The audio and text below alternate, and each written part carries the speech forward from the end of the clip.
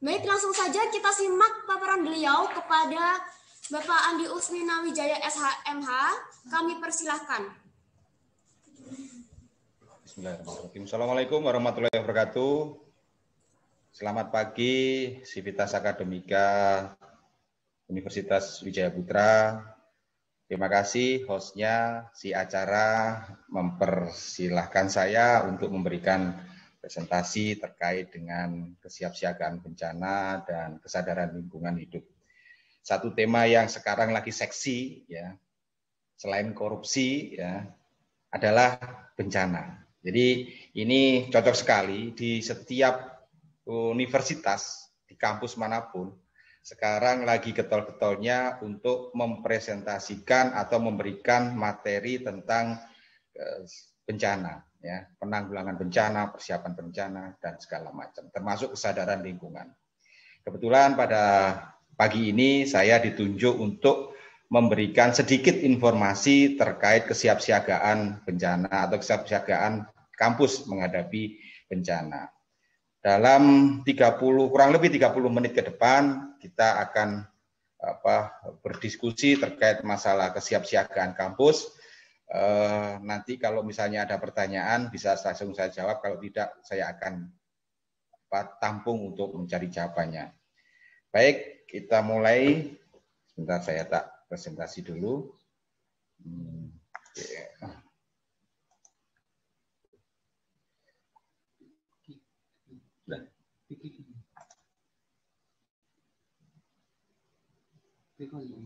Udah. Oke. Mohon maaf. Tak kenal maka tak sayang, nama saya adalah Andi Usmina Wijaya. Ya. Kebetulan saya sebagai dosen di Fakultas Hukum, dan beberapa tahun belakangan ini saya diminta untuk ikut serta terjun di dalam menangani bencana, khususnya di bidang hukum dan kebijakan publik, ya, kebijakan maksud saya, ya, terkait bagaimana menyelesaikan atau menangani bencana. Terakhir, saya diminta untuk memberikan pemahaman atau memberikan tentang pengetahuan terkait tentang pembentukan peraturan dari Kepala BNPB yang mungkin habis ini, setelah ini kami akan rapat Zoom juga dengan Kepala BNPB terkait masalah peraturan Kepala BNPB tersebut. Jauh sebelumnya saya berkecimpung di bidang kebencanaan itu pada saat Gunung Sinabung meletus. 1 bulan saya di sana mencermati dan membantu pelaksanaan penanggulangan bencana dan mitigasi bencana juga. Kemudian di Rokatenda, mungkin dari sini ada yang dari NTT, ya, di Rokatenda. Kemudian di Gunung Merapi, saya juga berkecimpung di sana. Kemudian yang terbaru adalah di Lombok dan di Palu. Ya. Jadi ini merupakan salah satu hal yang menarik karena salah satu tugas dari dosen adalah pengabdian kepada masyarakat. Saya mengapresiasikan dengan ikut serta di dalam mendharma baktikan dalam penanggulangan bencana. Kira-kira itu saja, saya tidak usah menjelaskan terlalu banyak tentang diri saya. Kalau mau pengen tahu silakan datang ke Fakultas Hukum Universitas Wijaya Putra, nanti kita bisa share. Ya. Baik, kita mulai di kesiapsiagaan kampus. Kalau kita lihat, kita tinggal di Indonesia. Bisa dikatakan Indonesia tanah air beta. Itu lagu yang cukup menarik dan menusuk hati kalau kita menyanyikan. Indonesia itu tempat yang indah, kata orang Jawa, subur makmur gemah ripah lojinawi. Artinya Gos-Blos saja pernah memberikan tongkat ada ditancapkan bisa tumbuh, ya, dan lain sebagainya. Ya. Indonesia Nusantara sebagai karya indah dari Tuhan Yang Maha Esa yang merupakan surga kecil yang turun di bumi. Ya, ini yang menjadikan kita senang, menjadikan kita bangga bertempat tinggal di Indonesia. Bahkan Indonesia merupakan tempat berlindung kita di hari tua. Ya, kita tidak akan kemana-mana, kita tidak akan ke luar negeri, kita menetap di Indonesia sampai kita menutup mata. wafat, meninggal kembali ke Yang Maha Kuasa. Itulah Indonesia yang harus kita jaga dengan baik dan benar. Nah, tapi apa yang terjadi? Kalau kita lihat di sosial media, kita lihat di informasi di mana-mana, di Indonesia seperti ini. Sebagian, bukan di Surabaya, bukan di Pasuruan. Ini adalah sebagian dari wilayah Indonesia. Lombok dulu yang indah, Gili Trawangan yang tempat buli-buli dulu, sekarang rusak karena gempa bumi dan dampaknya. Sekarang masih dalam rekonsiliasi untuk rekonstruksi, pembangunan untuk kembali lagi ke sana. Tapi masih belum, ya. Padahal sudah diagendakan untuk sirkuit Mandalika, kita punya bangga nanti Valentino Rossi, Marc Marquez bisa berlaga di situ, ya, atau Dovizioso, gitu, dan lain sebagainya. Tapi sekarang masih dalam proses. Lebih sebelumnya terkena bencana yaitu gempa bumi dan tsunami, dan dampaknya bisa kita lihat seperti itu. Begitu pula tempat yang paling utara di Palu, Donggala, Sigi, Parigi, Mautung, yang dulu indah, tempat wisata, tempat orang-orang untuk beristirahat, tapi terkena likuifaksi, gempa bumi, tsunami, sehingga rusak seperti itu. Dan kalau kita lihat dahulu, efek yang ditimbulkan sudah sangat luar biasa, Bu. Ya. Ini menandakan peringatan bagi kita untuk senantiasa untuk menjaga alam dari bencana. Nah, kenapa demikian? Ya. Kalau saudara mendengar Indonesia itu ring of fire, cincin api di bumi ini, tidak salah. Ya. Kalau saudara lihat, Anda saudara mahasiswa, selaku intelektual, ya, selaku sivitas akademika Universitas Wijayapura, harus paham.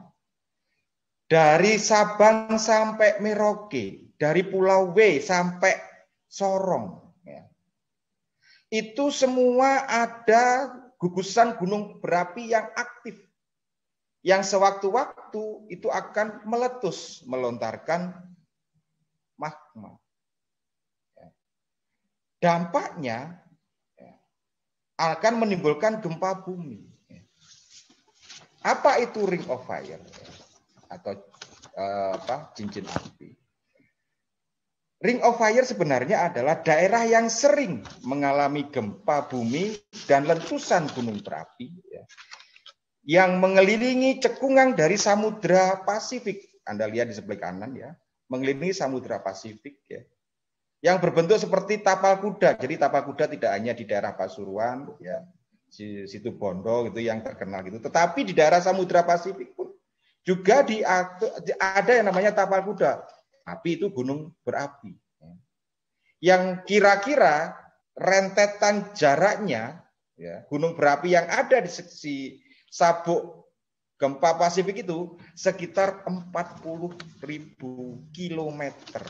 Jadi dari Australia, ya, kemudian Indonesia, Papua New Guinea, Indonesia, sampai Filipina, ya, masuk ke atas, Eurasia itu di daerah Cina, ya, terus kemudian ke Amerika Utara, ya, sampai kepada Amerika Selatan. Inilah yang dinamakan dengan Ring of Fire. Yang dampaknya karena Indonesia dilalui oleh Ring of Fire adalah gempa bumi dan letusan gunung berapi yang sampai saat ini tidak berhenti. Jadi, ya, kalau dikatakan kenapa Indonesia terkena gempa, sering terkena gempa, itu jawabannya. Ya. Apakah kita takut? Jangan. Ya. Kita tidak boleh takut. Ya. Tetapi bagaimana kita bisa beradaptasi dengan ring of fire itu, sehingga menghasilkan sesuatu yang baik bagi kehidupan kita semua. Seperti yang sudah Anda dapatkan dulu pengetahuan, bahwasanya dengan adanya gunung berapi pasti akan ada yang namanya tanah yang subur. Nah, ini yang perlu kita manfaatkan. Ya. Nah, apakah gempa bumi apakah bencana alam di Indonesia itu hanya gempa bumi saja? Ternyata tidak. Dalam penelitian yang sudah dilakukan. Ada 14 ya, ada 14 bencana yang ada di Indonesia. Ya. Ini belum yang baru. Ini yang saya katakan 14 itu yang diatur dalam Undang-Undang Kebencanaan ya, 2007. Ya. Mulai tsunami. Ya. Kita mengenal tsunami ada di Aceh pada saat itu. Dan itu merupakan salah satu apa istilahnya ya, trigger ya. Bagaimana bangsa Indonesia harus memperhatikan bencana itu. Tsunami hampir 300.000 jiwa yang meninggal. Lebih malah, lebih 300.000 ya. Ini yang merupakan pertanda bahwasanya kita harus siap untuk menghadapi bencana karena kita hidup di atas ring of fire ya. Erupsi, gunung api, banjir bandang, tanah longsor, kekeringan ya. Cuaca ekstrim ini kita masuk di mulai masuk di dua sisi bencana, yaitu cuaca ekstrim ya dan kekeringan. Siap-siap saudara ya. Siap-siap itu bukan bagaimana, tapi bagaimana caranya Anda harus mampu untuk mengatasinya. Ya. Gelombang ekstrim, puting beliung, ya. Termasuk bencana gagal teknologi, terorisme, itu adalah bencana. Ya. Ini yang diatur di dalam undang-undang. Dan itu ada di Indonesia. Bagaimana di Jawa Timur? Apakah Jawa Timur sehat-sehat saja? Oh tidak, aman-aman saja tidak. Jawa Timur pun juga termasuk dalam ring of fire. Anda lihat aja gunung berapi di Jawa Timur ada berapa? Ya. Di Welirang saya tidak tahu di mana. Yang kemarin di dekatnya Pasuruan di Prigen itu gunung apa yang lagi Pangandaran kemana? Gunung Arjuno ya, Arjuno Welirang. Itu juga aktif. Ya. Di Jawa Timur ada 16 malah bencana yang terjadi di Jawa Timur. Ya. Mulai gunung api, gempa, banjir, tanah longsor, konflik sosial, epidemi, badai, kekeringan, kecelakaan industri, ya, dan lainnya. Itu merupakan yang harus kita pahami, yang harus kita cermati tentang bencana-bencana yang ada di Indonesia, Jawa Timur. Ya. Nah, ini juga baru lagi. Dengan dibentuknya Perpres atau Kepres ya dari Presiden, COVID-19 sudah ditetapkan sebagai bencana. Ya. Dari 14 yang ada di Undang-Undang 2007 tentang bencana, ya, ditambah satu likuifaksi yang kita temukan di Palu, ya. Itu tempatnya Pasha Ungu ya, kalau gitu ya, Pasha Ungu aja kena itu ya. Yang kedua adalah COVID-19. Coronavirus. Ini yang juga termasuk bencana. Menjadi pertanyaan ya bagi kita semua ya. Terus sebenarnya apa sih yang dinamakan dengan bencana? Oh ya ini. 17 Agustus yang lalu kita sudah 75 tahun Indonesia merdeka. Pertanyaan kita bersama, saya, saudara, kita semua, sudahkah kita merdeka dari ancaman bencana? Ini pertanyaan yang mendasar bagi kita. Ya. Sudahkah kita bebas merdeka? Belum Pak, utangnya masih banyak, itu lain soal gitu ya. Tapi bagaimana kita menghadapi bencana dari ancaman bencana itu? Sudah bebaskah? Dari 14 yang ada, oke, ketambahan lagi yang namanya likuifaksi sama corona. Nah ini yang harus kita cermati. Berarti sampai detik ini, sampai saudara Zoom dengan saya, ya, pertemuan dengan saya, kita masih belum dalam posisi bebas atau merdeka dari bencana. Apakah kita takut? Jangan. Ya.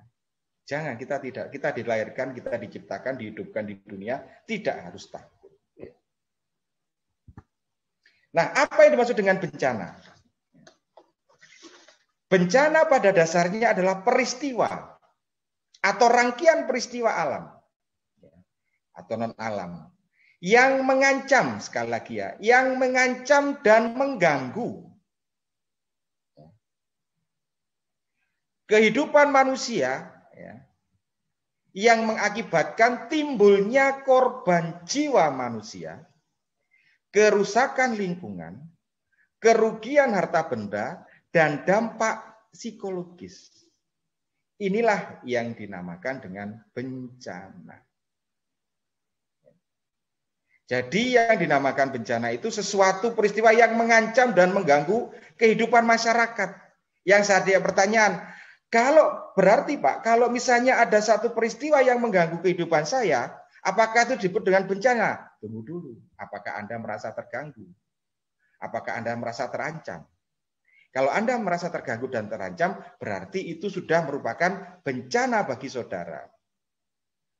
Pak, itu pacar saya itu lagi makan bareng sama gebetan yang lain, Pak. Saya terganggu, Pak. Nah, apakah itu termasuk bencana? Ya kan? Nah, ini yang harus kita pahami. Dalam satu definisi, bencana itu peristiwa yang mengancam dan mengganggu kehidupan masyarakat. Sekali lagi, kehidupan masyarakat. Apakah Anda nanti juga mengganggu kehidupan masyarakat dengan pacarnya Anda makan dengan yang lain, gitu ya? Dan yang mengakibatkan timbulnya korban jiwa manusia, kerusakan lingkungan, kerugian harta benda, dan dampak psikologis. Contoh yang saya sampaikan ini adalah di daerah Sumberjo, Benowo. Jadi foto ini adalah di Sumberjo, Benowo. Gitu ya. Ini merupakan satu bentuk bencana karena apa? Mengancam dan mengganggu, ya. Merugikan harta benda. Ya. Nah, bencana ada berapa? Kalau kita lihat, bencana pada dasarnya ada tiga. Yang pertama adalah bencana alam, yaitu satu peristiwa atau bencana yang diakibatkan oleh alam. Contohnya gempa bumi, tsunami, gunung meletus, banjir bandang, angin topan, tanah longsor, likuifaksi yang baru.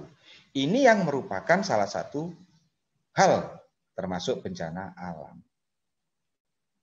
Selanjutnya adalah bencana non-alam. Bencana non-alam adalah bencana yang diakibatkan oleh peristiwa ya, dari non-alam. Biasanya ini diakibatkan oleh manusia. Contohnya apa Pak Andi kalau misalnya seperti itu?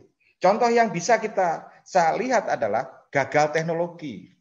Jadi kalau saudara melihat dulu ada kebocoran reaktor nuklir Chernobyl, itu termasuk gagal teknologi. Pak, apakah corona itu termasuk gagal teknologi? Kalau bisa dibuktikan, ya, misalnya isu-isu yang berkembang di masyarakat bahwasanya corona itu adalah dari laboratorium di Wuhan, itu terbukti, itu bisa dikatakan sebagai gagal teknologi. Epidemi, ya, wabah penyakit, itu non alam, ya, termasuk pembuangan limbah. Sehingga pabrik-pabrik di Indonesia, industri harus mempunyai yang namanya UPL, unit pengolahan limbah. Dengan adanya UPL diharapkan ya, bisa mengurangi atau menyaring zat-zat yang bisa mengakibatkan bencana. Yang ketiga adalah bencana sosial. Bencana sosial ini diakibatkan pula oleh masyarakat atau manusia. Banyak sekali bencana sosial yang bisa kita lihat saat ini. Contoh, konflik sosial, konflik antar ras, antar suku, antar kelompok. Kalau di Indonesia yang paling-paling di kota-kota besar, dari kota kecil, itu konflik antar geng motor. Ya, kira-kira ada nggak kita? Ada geng motor nggak gitu ya? Nah, itu. Terus gegeran, tawuran gitu ya. Anak STM ya, sama SMA ya, itu tawuran. Nah, itu juga termasuk salah satu bentuk bencana sosial. Ya. Kemudian teroris, ya, termasuk bencana sosial. Kenapa? Karena mengancam dan mengganggu kehidupan masyarakat. Sehingga timbul satu korban jiwa bisa, timbul kerusakan lingkungan bisa, timbul kerugian harta benda bisa, atau bahkan timbul dampak dari psikologis. Inilah yang dikatakan sebagai bencana. Jadi saudara, ya, saudara harus mampu ya, memilah dan memilih mana yang namanya disaster atau bencana, mana yang bukan. Ya. Nah, saya katakan tadi kita tidak boleh takut hidup di Indonesia karena Indonesia tempat tanah air beda. Ya. Indonesia tempat berlindung saya, Anda, dan kita semua sampai hari tua, sampai kita menutup mata, bukan tidur, mati. Ya. Itulah yang ada di benak kita semua harusnya. Bagaimana kita menghadapi bencana itu? Ya. Salah satu yang bisa saya sampaikan adalah bagaimana kita harus memberikan konsep tangguh itu sendiri bagi kehidupan kita semua. Saya, saudara, masyarakat, bangsa termasuk juga. Banyak sekali konsep-konsep tangguh yang ada di mana-mana. Tetapi saya mengapresiasi dua hal konsep tangguh yang disampaikan oleh begawan bencana kita, yaitu Prof. Samsul. Yang pertama adalah selamat. Yang kedua adalah bangkit kembali. Itu konsep tangguh. Ya. Gampang konsep tangguh menurut saya. Ya. Yang pertama adalah selamat. Dan yang kedua adalah bangkit kembali. Apa makna selamat dalam konsep tangguh itu?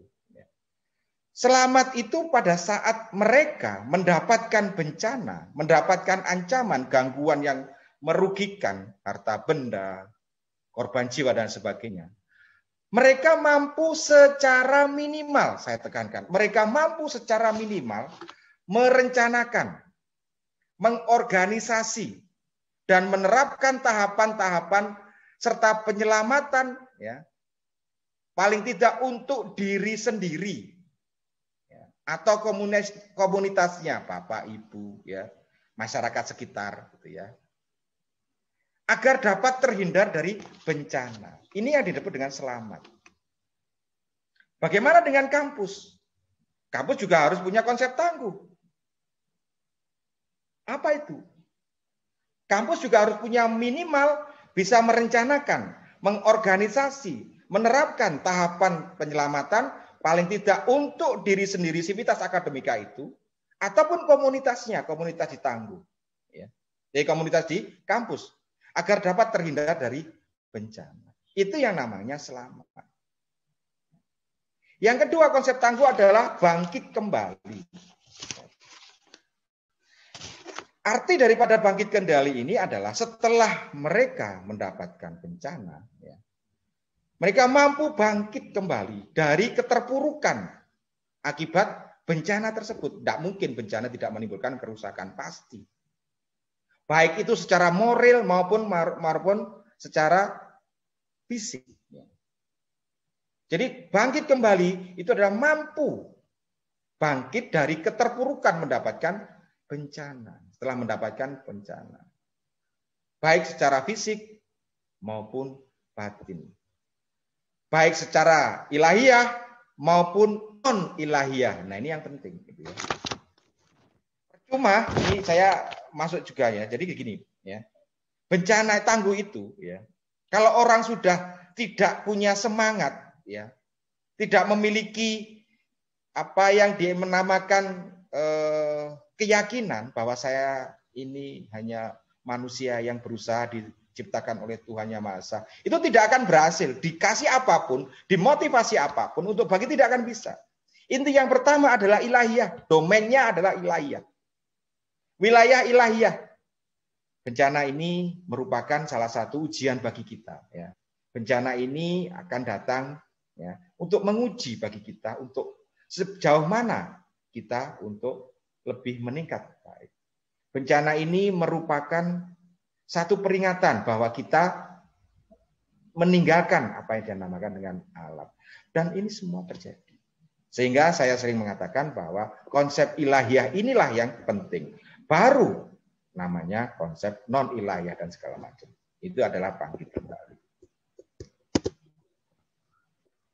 Nah, bagaimana kampus menuju tangguh?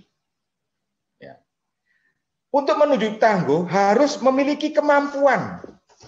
Harus memiliki satu bentuk peningkatan kualitas kemampuan dalam menuju kampus tangguh tersebut. Habis. Oh iya, sebentar, waktunya hampir habis. Ya. Kemampuan ada 5. 1, akses informasi. 2, antisipasi. 3, kemampuan daya proteksi. 4, kemampuan adaptasi. Dan yang kelima daya lenting. Nanti kalau misalnya ada yang bertanya, saya akan jawab. Ini karena panitia sudah berkata-kata, ya saya akan melanjutkan aja.